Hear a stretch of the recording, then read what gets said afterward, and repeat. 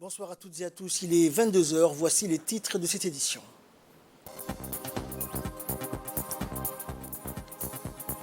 Le ministère de la Santé a organisé un atelier de présentation de la feuille de route multisectorielle concernant la lutte contre la malnutrition. Et les fleuves d'Europe sont au taux au plus bas.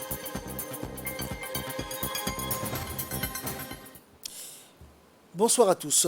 L'organe de coordination nationale de nutrition et d'alimentation a présenté une feuille de route multisectorielle de lutte contre la malnutrition placée sous le patronage du ministre de la Santé. La réunion de restitution et de débat s'est tenue à la salle de conférence du ministère en présence des responsables. Axée sur une approche inclusive et multisectorielle, cette nouvelle feuille de route est un document de référence qui met en œuvre un plan d'action quinquennal de lutte multiforme contre la malnutrition pour une période de 5 ans. Intervenant à ce sujet, le ministre de la Santé, Dr Ahmed Robleh Abdillah, a d'abord rappelé les efforts consentis par son département dans cette lutte contre la malnutrition.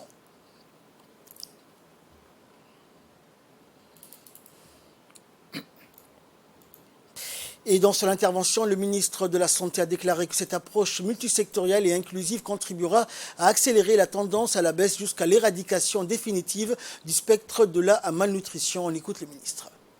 La nutrition vous concerne tous. La nutrition, les conséquences de la nutrition, chaque jour, je pense que vous êtes confrontés tous les jours.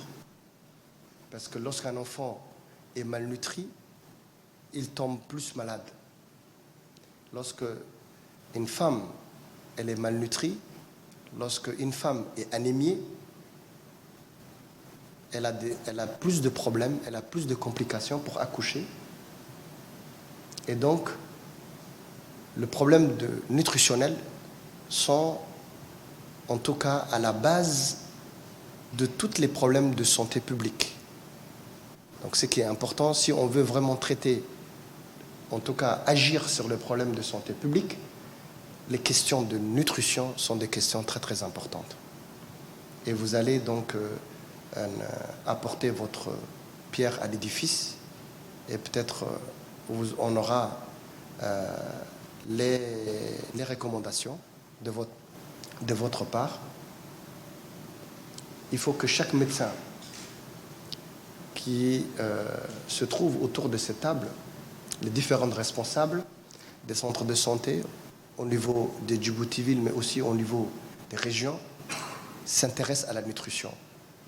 S'intéressent à la nutrition. Il ne faut pas les laisser la nutrition à un programme ou bien à des gens qui sont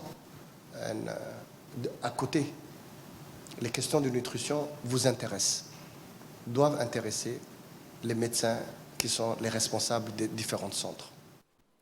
L'ambassadeur de la République de Djibouti en Côte d'Ivoire, Mohamed Burhan Ali, a été reçu en audience hier par le nouveau président de l'Assemblée nationale de la République de Côte d'Ivoire, Adama Bictogo. Au cours de cette audience, l'ambassadeur djiboutien a transmis les félicitations du président de l'Assemblée nationale et président en exercice de l'UPA, l'Union parlementaire africaine, l'honorable Mohamed Ali Ahmed, à son homologue ivoirien. De son côté, le président de l'Assemblée ivoirien, l'honorable Adama Bictogo, a souhaité la bienvenue aux diplomates djiboutiens. Il s'est félicité de l'excellence des relations bilatérales entre les deux pays. Un incendie s'est déclaré hier en début de soirée au quartier 5 dans la commune de Balbala. 12 maisons dans lesquelles résidaient 12 familles ont été détruites par le feu. Les sapeurs-pompiers se sont donc déplacés au plus vite et ont su maîtriser le feu à temps. Aucune victime n'est à déplorer à l'heure actuelle. En effet, le feu attisé par les vents a tout détruit sur son passage. Les habitants de ce quartier 5 dans la commune de Balbala ont presque tout perdu. Le président de la commune de Balbala ainsi que le directeur adjoint de la protection civile se sont rendus sur les lieux du sinistre pour constater les dégâts de l'incendie dans ce quartier de la commune de Balbala.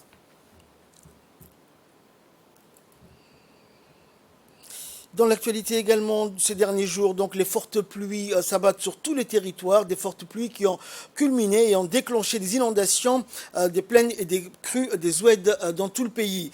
C'est la grande saison des pluies de Karma donc sur l'ensemble du pays, une aubaine pour notre population et surtout pour les familles nomades qui souffraient beaucoup des affres de la sécheresse et de la rareté de l'eau. Actuellement, les précipitations ont arrosé tous les axes situés sur le corridor national 1 reliant Djibouti à l'Éthiopie par par la route de Galafi et cela continue donc encore ce soir où des pluies intermittentes ont touché la capitale.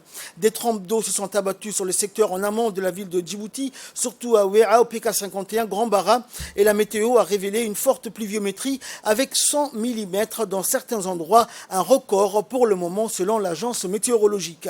Avec ces précipitations en amont de la capitale, les eaux de l'oued d'Ambouli sont montées d'un cran avec pour conséquence la perturbation du trafic routier entre Djibouti-Ville et Balbala. La région d'Arta n'a pas été épargnée par ces récentes pluies diluviennes. Des fortes précipitations ont entraîné des crues importantes sur l'oued de Ouéa. Une partie des eaux a été retenue par le barrage de l'Amitié qui est en eau. Le long du corridor, des flaques d'eau stagnent sur les deux côtés de la route, perturbant même le trafic routier à cause des infrastructures et des ouvrages endommagés tout le long du corridor routier Djibouti-Galafi. Les pluies de la saison ont touché également l'ensemble du territoire, y compris Iskoutir, dans le Grand Barra, qui n'a pas été épargné. La route nationale 1 qui longe cette étendue de terre était à peine visible. Et comme vous le découvrez sur ces images, le Grand Barra est devenu un lac rempli d'eau de ces dernières précipitations. On aperçoit également la route goudronnée qui la traverse au milieu. Les risques de nouvelles précipitations restent toujours d'actualité sur l'ensemble du pays.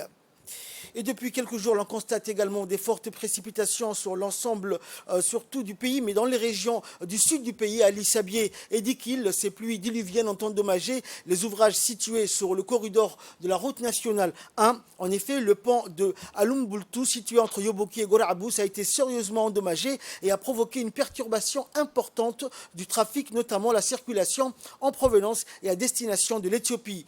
Pour constater de visu les dégâts et trouver une solution afin de rétablir la fluidité du trafic, le préfet de la région d'Idikil s'est rendu sur les lieux accompagné du directeur général de la DPCR et du commandant de l'escadron de la sécurité routière et de la gendarmerie. Des dizaines de camions assurant le transport de l'import-export entre Djibouti et l'Éthiopie étaient bloqués en amont et en aval du pont de Alumbultu. Sur place, la décision a été prise pour aménager un point de passage provisoire pour rétablir la circulation dans les deux sens et il a été procédé également à la distribution de vivres et d'eau aux chauffeurs éthiopiens bloqués au niveau de ce pont situé sur le corridor entre Yoboki et Gorabous.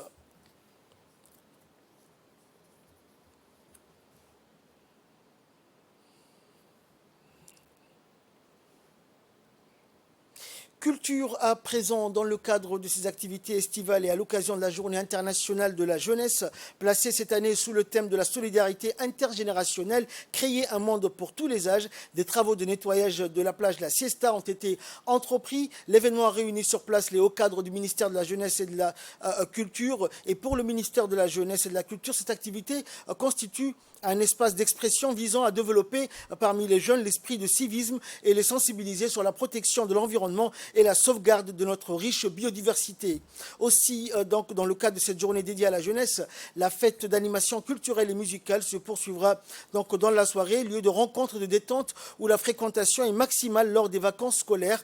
Et après les sensibilisations sur les valeurs civiques et citoyennes de la matinée, cet événement couronné de succès a laissé place à des animations culturelles, musicales et chorégraphiques, toujours à la plage de la Siesta dans le cadre de la célébration de la Journée internationale de la jeunesse.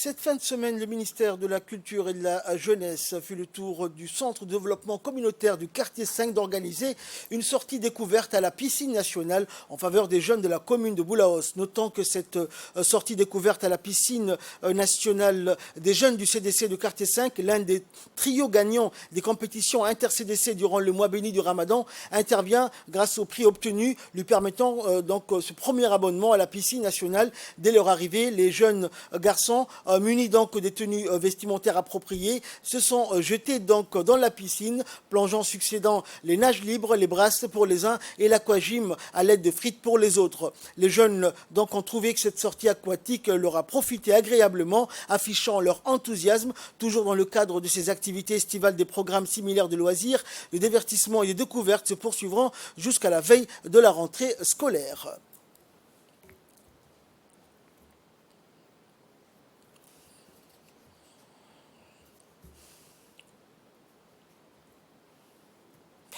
Fait divers à présent, les policiers du commissariat de Hodan ont procédé au démantèlement d'un réseau de voleurs qui opérait à Barwako. Les voleurs ciblaient donc les habitations où les propriétaires étaient en vacances. Les vols étaient commis en toute impunité dans les maisons vides déjà repérées par les malfrats. Pour plus d'informations, écoutons les explications de l'adjudant Harbi Faisal Omar. En cette période estivale, où bon nombre de la population se rend dans les pays limitrophes pour fuir la canicule, des malfaiteurs profitent de l'absence de ces derniers de leur demeure pour ainsi dérober leurs biens. C'est dans ce sens que les éléments du commissariat de Hodan ont entrepris une vaste opération d'interpellation de ces délinquants sur la base des renseignements fournis par les habitants du quartier 6 Barwako dans la commune de Balbala et ont ainsi démantelé un réseau de malfrats opérant dans ces secteurs. Les investigations ont par ailleurs permis la saisie de nombreux matériels volés par ces malfrats à des paisibles concitoyens du quartier mentionné. Il s'agit des téléviseurs écran plat, un appareil de soudure, des panneaux solaires, un ordinateur portable, des filtres pour véhicules, des pièces d'électricité et un coffre-fort. Ces malfrats seront traduits à ce jour devant le parquet de justice pour répondre de leurs actes. Et enfin, pour clore l'actualité nationale, les gardes-côtes djiboutiens ont répondu à un appel de détresse émis par une embarcation de pêche hier. L'embarcation, victime d'une panne de moteur dérivée près des îles Moucha et Mascali, faisait face en plus à une mer agitée par les vents du Khamsin. Les deux pêcheurs à bord de l'embarcation ont alors eu le réflexe de contacter la garde-côte djiboutienne par le billet du numéro d'urgence, le 1500. Et un patrouilleur est alors immédiatement intervenu et l'embarcation ainsi que ses occupants ont pu être remorqués sains et saufs jusqu'au port de pêche. La garde-côte djiboutienne rappelle aux usagers de la mer, les plaisanciers et les pêcheurs, de faire preuve de vigilance en toutes circonstances et plus particulièrement en cette période des vents forts, du Khamsin et de pluie. Actualité internationale à présent, sécheresse, les fleuves d'Europe sont au plus bas. Depuis déjà plusieurs semaines, le sud de l'Europe brûle et ses cours d'eau s'assèchent.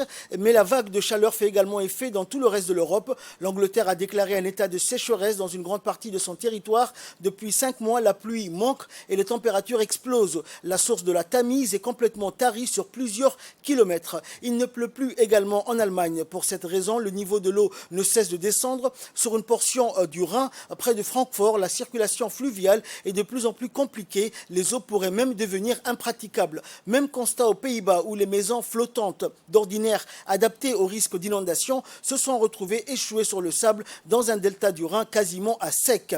Le sud-est de l'Europe ne s'en sort pas mieux. Le niveau du Danube approche de son minimum historique. Il apporte son lot de risques pour l'agriculture et le trafic fluvial sur le deuxième plus long fleuve d'Europe. À la frontière également entre la Roumanie et la Bulgarie, le Danube a tellement baissé que des dizaines d'îlots de sable ont émergé en plein milieu de son lit, un obstacle de plus pour les bateaux qui circulent sur le fleuve. Et d'après l'Agence britannique de l'environnement, à cause du réchauffement climatique, le niveau de certaines rivières pourrait décroître de 50 à 80% pendant les mois d'été d'ici 2050.